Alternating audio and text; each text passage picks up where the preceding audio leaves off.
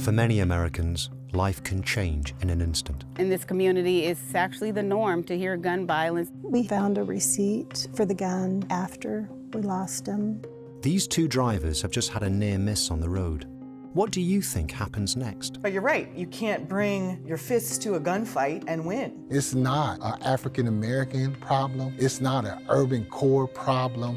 It's an American problem. The man who was shot, Paul Long, later died from his wounds. He left behind a wife and 2 young children. The guy who shot him would have been able to claim self-defense and so wasn't prosecuted.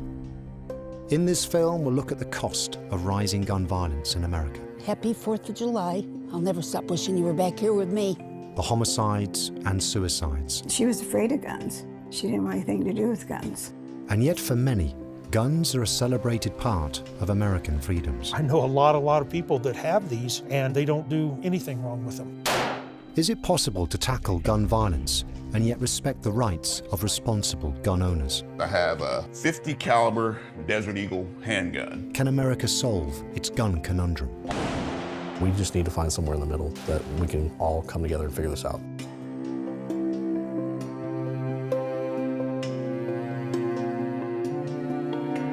Support for the Gun Conundrum is made possible by the William T. Kemper Foundation, Commerce Bank trustee, and the generous financial support of viewers like you. Thank you. Kansas City has consistently seen some of the highest rates of gun violence in America, and sometimes it's caught on camera. We're outside an apartment block in the east of the city, and Cameron Douglas, in the white car, swerves to avoid an open car door. Before he parks outside his apartment, Cameron speaks to the car's occupants, and within a few minutes, he will be dead. What do you tell an overly advanced fatherless 2.5-year-old little girl when she says, "I want my daddy"? I'm so sad and so mad. I really lost him. Cameron parks and gets into his girlfriend's empty car. Jason Cook stands beside the other car. The apartment he shares with his girlfriend is across the road. Cameron walks over to Jason. Jason has a handgun. Cameron is unarmed. They appear to speak. Cameron starts to walk away, and then he turns back. Jason shoots at Cameron, hitting him 6 times and killing him with the final bullet. I called either Cameron's mom or my daughter to verify what were we going to, and they said my son was dead. With the other 2 people in the car, Jason flees the scene. Police arrest him around 6 hours later. Now Cameron's family and friends want justice. I'm confident that justice will be served when we do go to trial. We'll find out later what the jury decides. Across the metro, gun violence has affected thousands. My son, Tim Bradley, had got murdered. I lost my son to gun violence. He got shot for $40. He was walking home. It was in the early morning hours, and he was shot and killed. Like I lost my father when I was 4. In just the last 5 years, in KCPD's Jackson County district, there have been over 700 homicides and nearly 2,500 non-fatal shootings. And the murders are happening elsewhere as well. In December 2014, Chad Donaldson was shot and killed in Belton, Missouri, to the south of Kansas City. I love you. So far, no arrests have been made. Just knowing that Chad's been dead now for 6.5 years, and this person is probably walking around freely, it just hurts me in my heart, you know. It's not revenge as much as I just want justice. In Kansas City and Jackson County, the majority of shooting victims are black. In October 2003, Rachel Riley's son, Larry, was shot and killed. So far, no one has been prosecuted for his murder. You struggle with this each and every day. I mean, watching these youth, and I'm about to get emotional. Rachel serves as president of the East 23rd Street PAC. It's a neighborhood association within zip code 64127 on Kansas City's east side. We're having our neighborhood cleanup, East 23rd Street PAC neighborhood on the east side. We actually show love to our community. Gun violence has been an issue here for some time. Nearly 17 years ago, in October 2005, after the city's 96th homicide, it was decided enough was enough. Just the sense of outrage in the city and like, what are we going to do? Things can't go on like this. In 2005, nearly 30 experts and community leaders were asked to form a commission on violent crime. It talked a lot about the youth and what was going on and why this crime was happening. As vice president of her neighborhood at the time, Rachel was asked to serve. Dr. Stacey Daniels Young chaired the commission. It didn't start off saying this is a police or a law enforcement problem or a community problem or a school problem, but trying to get representatives from like a circle. In June 2006, after more than 1,100 hours of work, the commission handed its 160-page report to City Hall. We knew that the public wouldn't wait, and we couldn't wait either. So we came up with what are things that we need to do immediately. The report hardly mentioned guns. Instead, it found that the causes of homicide were concentrated poverty and fewer assets and opportunities in the same geographic area, primarily in the 64127 zip code. So, have things improved in that zip code? Nothing's changed. As far as the gun violence, that hasn't stopped. We got to talk to these young people. Since 2010, the neighborhood has had this privately run Boys and Girls Club, but Rachel would like a community center which could serve young adults. Where a lot of the crime and the gun violence is happening with our 16 and 24-year-olds without hope. Where do they go? Life expectancy in 64127 used to be just over 70 years. Nearly 2 decades later, it was found to have risen by less than 1 year. And that's 15 years less than a zip code around 7 miles to the southwest. We need to bring these young men to a sense of trying to become something in their life, to better themselves. Despite the urgency in 2005 to address the city's homicide rate, 2020 set a new record, and the next year saw the second highest number. And to ask if City Hall has done their work, what does that look like? One have to ask, what exactly does that look like? In 2011, a new mayor and a new commission, chaired again by Dr. Daniels Young, she found that most of her 2006 recommendations hadn't been fully implemented. The problem we saw is the major ones, making it a permanent commission had not been done, and there had not been that coordinator that would tie everything together. We'll find out later if Kansas City is still waiting for a permanent commission and coordinator to tackle gun violence. Jackson County criminal system must and needs to improve. It's now approaching 3 years since Cameron Douglas's murderer was arrested, and the trial has yet to begin. That if we did not have a video, we would not be going to trial. Bishop Frank Douglas has organized a protest on the steps of Jackson County Courthouse. I started off with good faith 2 years ago, right when the killer was found, and every day after that it's just been, I'm losing more and more faith every day. Cameron's mother, Terry, won't get to see the trial of her son's killer. She died from COVID around 6 weeks ago. Justice will be when the court gives us justice. This is asking for justice. COVID restrictions have slowed the court process, but the average wait time for a homicide trial in Jackson County is around 2 years. Molly Hastings works as a defense attorney in Jackson County. Of all the homicides I've handled in my life, 97% of them have been gun-related. Molly is not representing Jason Cook, but over the course of her 21-year career, she's got to know hundreds of people convicted of shooting someone. The impulse to go from a minimal fight to a gun battle, it doesn't take much. And how did they acquire the guns? Whatever regulations are in place, I think, are largely ignored if you need a gun in a pinch. People sell guns on the street, people take guns, steal guns. Most prison inmates who'd been convicted of using a gun in their crime had either bought it off the street or obtained it from a friend or relative. Jamel is no longer involved in crime, but when he was, he would break into houses and vehicles, and sometimes he'd find guns. Just pistols for real. Just was out, like they'd be like under the seat or something. Jamel used a gun he found in an armed robbery. In 2018, while he was out on parole after jail, he was shot in the back while walking home from a convenience store. Like I was in the hospital and I woke up and it was like, you paralyzed, then I had a wheelchair on the side of my bed. Like many people, Jamel also wanted a gun for self-defense. I was just carrying it for my safety. The world is getting crazy. I know God is my protector, but I don't think he would mind if I had a little extra protection. In recent years, gun sales have gone up, but not everyone sees the need to own one. I don't have a reason to carry a gun. I'm not preying on anyone. I don't have any quarrel with anyone. Michael works as an IT analyst, a music producer. On the off chance of me getting into an altercation, it's a little less likely if you behave in a way that keeps you out of that type of trouble. Michael grew up near downtown on Kansas City's east side. The immediate area was considered safe, but occasionally gun violence would spill in. I can remember sitting at the table doing my homework. Wow, wow, wow. Okay, that's a high caliber gun. By the way, we know calibers of guns. Didn't know it was my friend Aaron Pittman getting shot up the street over a drug deal from a friend of his or something like that. So, I don't know, that you hear them all the time. You never know what's going on. After a while, you start to try to ignore that just because it's too much. The following year, in 1991, when Michael was 14, one of his friends decided to get a gun after a group of guys with guns had threatened them. And as I turned, it just kind of was what happened? They ran to me, are you hit? Michael's friend had accidentally shot him. I see a gleaming hole that immediately starts bleeding red. He nearly died. And oh shit, and I tensed up. He still lives on the east side of Kansas City, but further to the south. I don't want to say take away all the guns, but geez, do you have to have so many? They get into the hands of people they probably shouldn't be.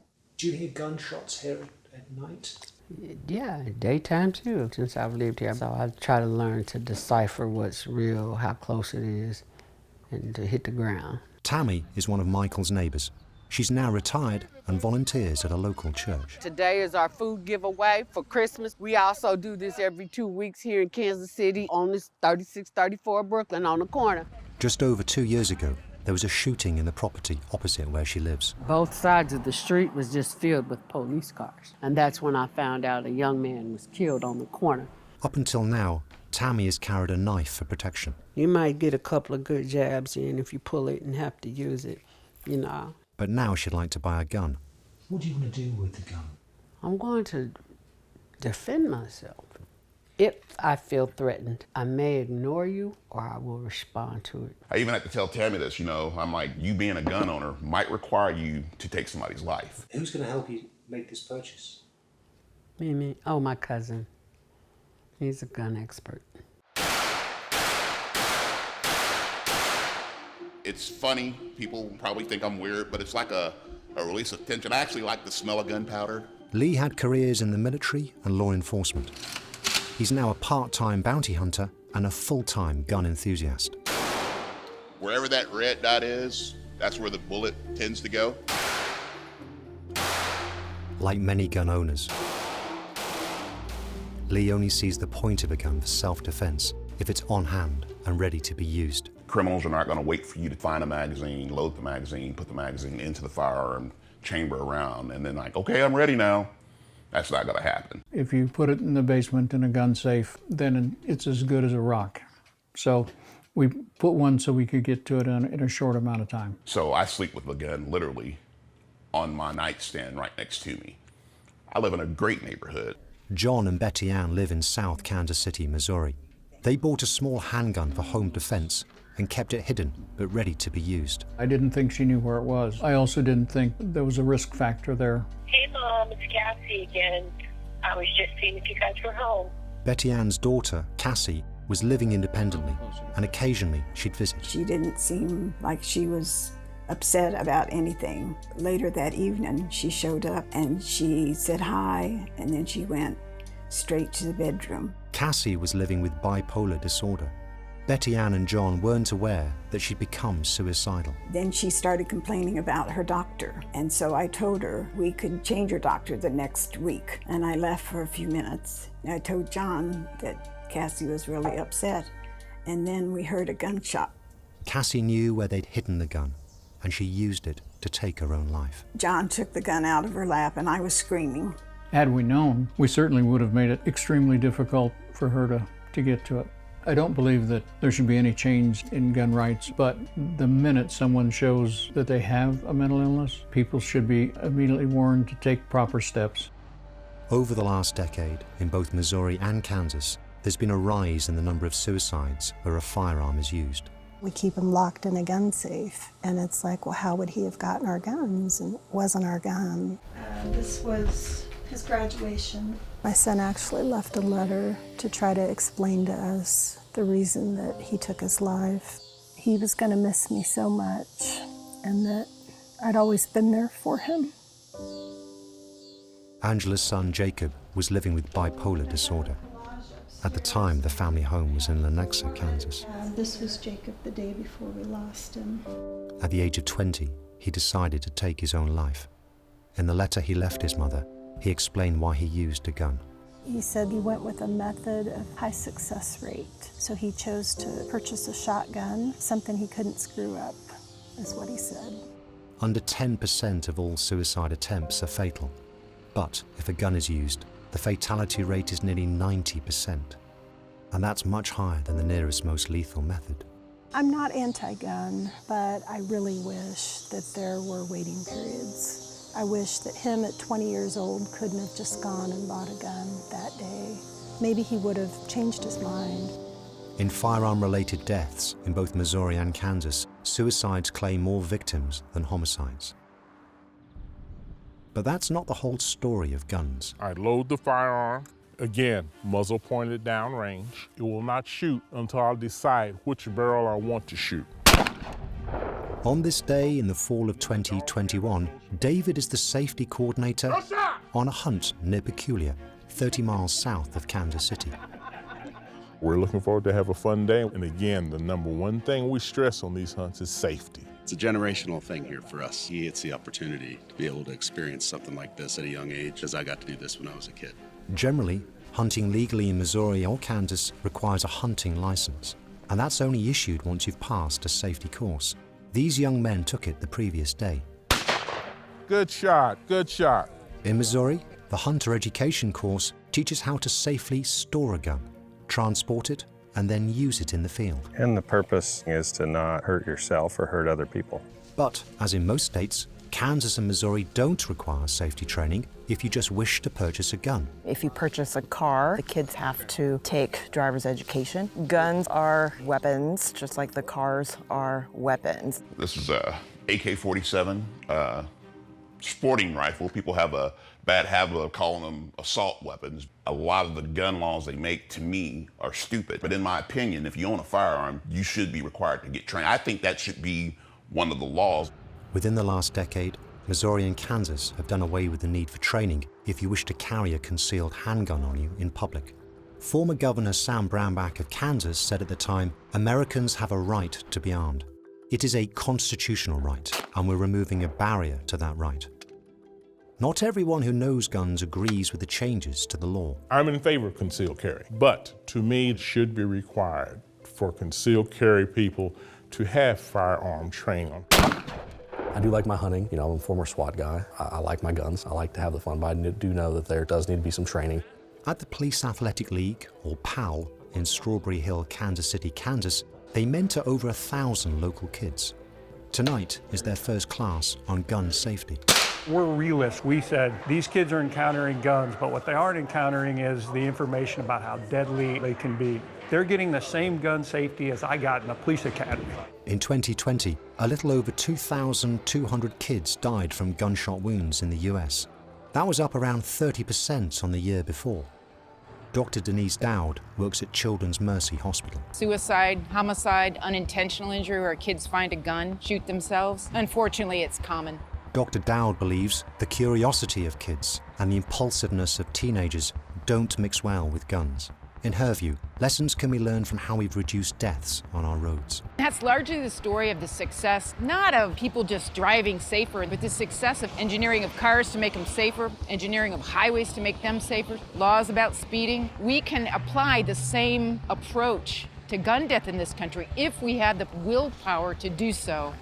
Before helping to open the PAL in 2019, Matt had a 23-year career on the other side of the state line with KCPD. During his time as an officer, he came across guns more often. When I was first on, you would encounter people with firearms, but it wasn't every day. It went from that to guns are everywhere. I think gun laws have changed. In 2007, Missouri repealed its permit to purchase law. This had required a background check for any purchase of a handgun, including from an unlicensed seller. The repeal is associated with a rise in gun deaths in the state. If you wish to buy a gun from a federally licensed store like this one, there's a process in place. So we need an actual ID, and then we have a standard form here that the federal government issues to us. It's the ATF FBI background check. You could get a gun and walk out with it today if you do pass that background check. The background check helps to keep guns out of the hands of felons or those adjudged by the court to be mentally incompetent. However, in Kansas and Missouri, checks like this aren't required for private sales. Gun locks as well with the purchase here to keep the weapons stored safely. Your purchase of a handgun from a licensed store should come with a gun lock, but a private seller wouldn't have to give you one. But that way it's locked and secure. You have to go through more red tape to buy a pack of cigarettes as a teenager in the state of Missouri than to get a handgun. That is problematic. In October 2021, the trial of Jason Cook, the man who shot and killed Cameron Douglas, begins. I think the judge has done an excellent job. Our prosecutors are standing up for my son. Hopefully within somewhere less than 48 hours, we'll get some resolve. But that will never, never give me my son back. That's it for today.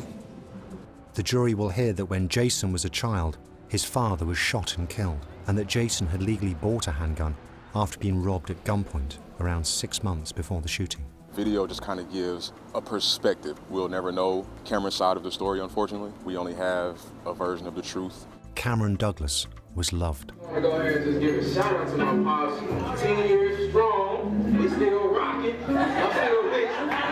How many years can you put on your brother's life or your father's life? What is justice? He had another 70 years of life to live. The next day, the jury has delivered its verdict and recommended a sentence. If he was given 20 years, 25, 30 years, we wouldn't have been out here celebrating because Cameron's life is gone. Unfortunately today, the murder of my son, Jason Cook, only received 3 years on an involuntary manslaughter and 3 years for armed criminal action. 6 years does not equate to the pain that I feel every day working as a single mom at home with my daughter. Our justice system failed my family. 2 months later, and a judge sentences Jason Cook to 6 years in total. Even if you have a gun, it's getting more and more dangerous. And it's not even necessarily you have to do anything to a person. Do you carry a gun yourself now? Not anymore. I have 3 young sons, and that's just not the example I want to set right now. In some ways, the Douglas family was fortunate the case made it this far. The footage meant they weren't reliant on witnesses. To what extent, in your experience, do witnesses feel threatened? Oh gosh, I'd say I don't have a case where that hasn't really been an issue. Witnesses no-show for court all the time because of the fear of retaliation. And some people don't like the police. Jamel offered no information after he was shot. Explain to me why you don't want to talk to the police. No, I just don't like them. There's not just one reason why we're seeing the level of gun violence. Some of it has to do with what people define as justice for themselves. Damon Daniels' organization provides victim services and tries to be the bridge between the community and the justice system. For low-income communities and communities of color particularly, the justice system has never really been our friend. In KCPD's Jackson County District, around 40% of homicide victims don't reach the stage of their cases being referred by the police to the prosecutors. For non-fatal shootings, around 80% of victims don't have their cases referred. Of those cases that are referred for homicides and shootings, around a quarter are declined by prosecutors. Where they pursue the case, most don't make it to trial, and it's usual for a sentence to be agreed on in a plea bargain. Damon has concerns about the sentencing in some homicide cases. I'll be specific and say that in Jackson County, it does seem like the sentencing is quite light. If I were to go to Platte or Clay and commit some of the same crimes, oh my gosh, they'd be throwing a book at us. As a defense attorney, I prefer to be in Jackson County. There's a joke sometimes that I have passed along to clients of mine to say, if you're gonna get in trouble, do it here. Do not cross the county lines. We found that the average length of a plea bargain sentence for a homicide case in Jackson County was around 6 years less than in Clay County. In a statement, Jackson County Prosecutor's Office said, research clearly shows that the thing that persuades persons not to offend is the certainty of being caught, not the length of sentence. And to compare sentences in Clay County to Kansas City is a logical fallacy. It takes great skill and perseverance to mete out justice anywhere, but in communities with historic and pervasive violence, it simply takes more. Since Dr. Daniel Young's 2006 report, Kansas City hasn't lacked for committees, task forces, and initiatives trying to tackle violent crime. I get disappointed when I hear there's other committees forming. It's very frustrating. Looking at the same data, just maybe in a different way. And yet here we are. And yet here we are. At the moment, Kansas City has at least 3 initiatives working on violent crime. There's the Violence-Free KC Committee, which Damon and Teresa sit on. It has its own blueprint. To what extent is the implementation of those strategies actually being measured? Measured by, I would say, an external evaluator, not at all. And we have a saying in evaluation that what gets measured gets done. Then there's the Community Safety Partnership, which is following its own plan, with more of a law enforcement emphasis. The 2 committees share some members, but don't formally work together. So I'm a little perplexed by that as well. We need to connect those 2 efforts. And then there's KC Common Good. Damon sits on the board. He hopes this will eventually provide the coordination needed. I'm banking on them to do that. In the meantime, while the city waits, mothers visit the graves of their children. And a warning from 16 years ago continues to reverberate. If this community continues forward with relatively no change, blindly refusing to address the systemic problems festering in our hotspot neighborhoods, then we will suffer the harm reverberated in 2005 again.